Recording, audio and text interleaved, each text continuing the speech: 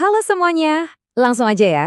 Pernah nggak sih kalian dengar sebuah kejadian di mana seseorang itu benar-benar kayak ditelan bumi? Hari ini kita bakal bedah sebuah misteri yang lumayan bikin merinding. Kasus hilangnya Nenek Juria. Ini bukan cuma cerita hilangnya orang biasa ya. Ada teka-teki, ada petunjuk yang jujur aja bikin semuanya malah jadi nggak masuk akal. Kita bakal telusuri jejaknya bareng-bareng. Oke, mari kita langsung bedah ini ya. Buat paham kenapa kasus ini tuh bikin geger banget satu desa, kita wajib tahu konteks waktunya. Kita ngomongin soal Sandekala.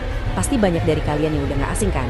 Waktu di mana matahari mulai tenggelam, langit berubah jadi oranye kemerahan gitu. Nah, di kepercayaan lokal, ini bukan sekedar pergantian sore ke malam. Ini waktu yang katanya rawan banget sama bahaya mistis. Dan Nenek Juriah ini hilangnya pas banget di transisi waktu yang dihindari banyak orang ini.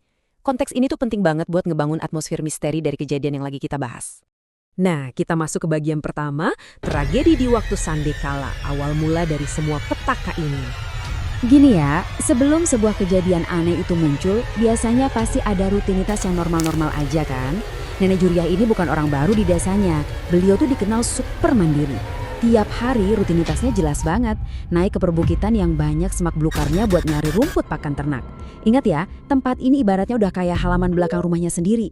Beliau tuh udah hafal banget di luar kepala, tiap sudutnya, tiap jalan setapaknya.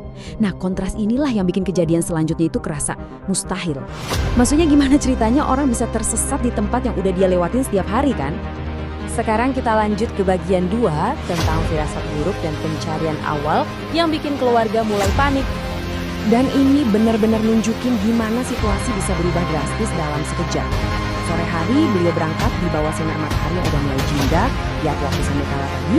Normalnya sih sebelum gelap beliau udah di rumah bawa tumpukan rumput. Pas azan maghrib berkumandang, pintu rumah nggak kunjung kebuka. Bayangin aja perasaan keluarganya, pasti langsung muncul firasat gak enak dong. Malamnya langsung deh ratusan warga kumpul.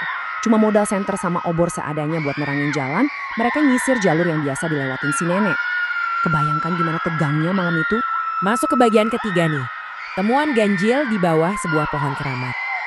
Jadi setelah berjam-jam warga muterin hutan yang gelap gulita sambil manggil-manggil nama beliau, rombongan pencari ini sampai di satu area.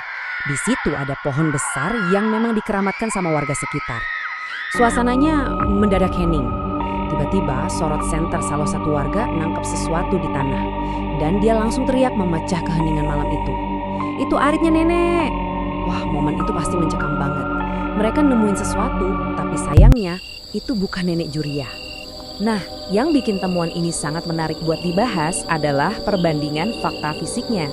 Coba kita lihat, apa sih yang ditemuin? Cuma ada arit tajam sama sepasang sendal jepitnya si nenek. Tergeletak itu aja. Tapi di sisi lain, perhatiin deh, apa yang hilang? Ini nih yang bikin bulu kuduk merinding. Gak ada tanda-tanda perlawanan sama sekali, gak ada jejak kaki yang terseret, bahkan rumput di sekitar barang-barangnya tuh rapi banget, gak rusak sedikit pun. Logikanya nih, kalau diserang hewan buas atau jatuh kecelakaan, pasti ada tanah yang berantakan dong. Tapi ini rapi, seakan-akan Nenek Juriah ini ditarik lurus ke atas dari tempatnya berdiri. Bener-bener gak masuk akal kan? Kita sampai di bagian keempat, jalan buntu dan teori supranatural. Skala pencariannya itu bener-bener gak main-main. Gak cuma berhenti di malam itu aja, tapi dilanjutin sampai berhari-hari. Sampai-sampai tim SAR resmi turun tangan loh. Warga juga nyapu bersih seluruh area, nyari ke setiap sudut bukit, sampai ngecek ke dalam gua-gua kecil di hutan itu. Terus pas cara-cara rasional dan modern ini mentok, warga akhirnya minta bantuan orang pintar atau ahli mistis setempat buat nyari petunjuk. Jadi usahanya tuh udah total banget dari dua sisi, baik logis maupun supranatural, tapi ia tetap buntu. Karena pencariannya buntu terus, mulailah muncul dua teori utama di kalangan warga. Ingat ya, kita di sini cuma ngebahas info dari sumbernya aja secara netral.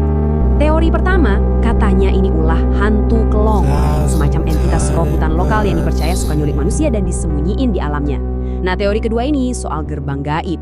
Karena hilangnya persis di bawah pohon besar yang dikeramatkan, banyak yang percaya kalau Nenek Juriah ini nggak sengaja melangkah masuk ke portal supranatural yang nggak kasat mata.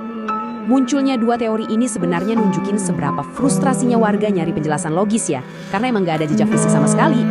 Jadi poin krusialnya adalah ini, dari semua pengerahan tim SAR modern dan ritual-ritual warga tadi, hasilnya apa? Nol besar. Nenek Juriah bener-bener lenyap gitu aja, seolah-olah kebawa angin senja. Gak Nggak ada jejak biologis, nggak ada jejak fisik, kecuali arit dan sandal jepit itu tadi.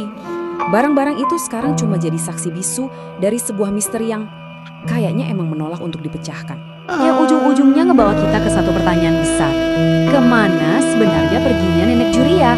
Apakah fakta nggak adanya jejak perlawanan itu jadi bukti kuat kalau beliau emang diambil sama sesuatu yang nggak kasat mata di waktu sandikala? Atau sebenarnya ada penjelasan logis lain yang luput dari pandangan kita semua?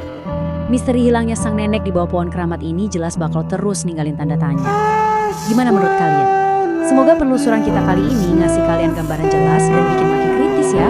Makasih udah ngikutin pembahasan misteri ini, dan sampai jumpa di penelusuran kita yang selanjutnya.